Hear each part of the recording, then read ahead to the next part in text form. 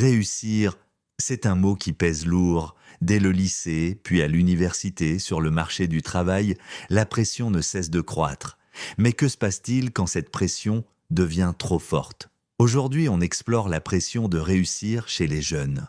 La pression de réussir, c'est cette sensation qu'on doit constamment performer. À l'école, dans les activités extrascolaires, dans nos relations et même sur les réseaux sociaux. 65% des jeunes ressentent un stress lié à la réussite scolaire. Un jeune sur 5 souffre d'anxiété liée à la performance.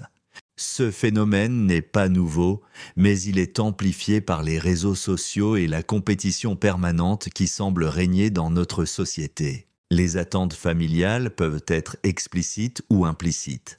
Sois le meilleur, fais ce que j'aurais aimé faire. Ces phrases semblent anodines, mais elles construisent une pression constante. Les réseaux sociaux montrent la réussite parfaite.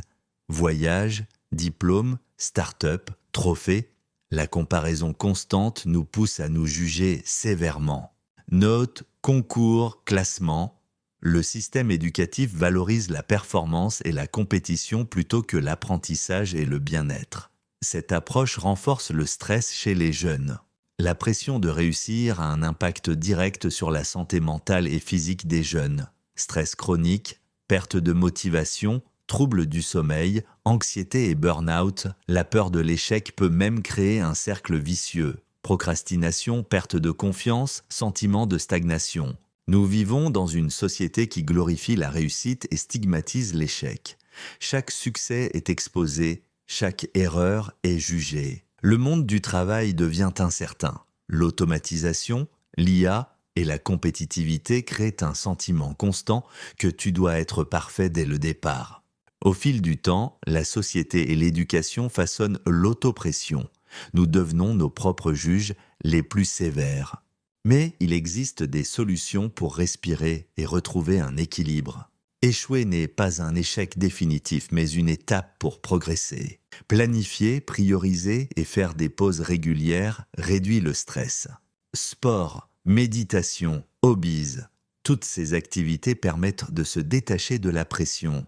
Parler à des proches, des professeurs ou un professionnel peut faire une énorme différence.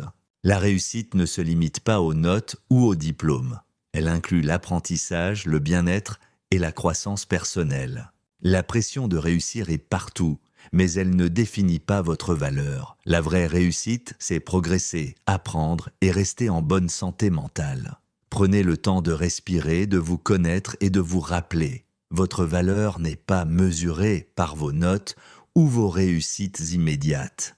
Si vous avez aimé cette vidéo, likez, abonnez-vous et partagez vos astuces pour gérer la pression dans les commentaires. Parlons-en ensemble.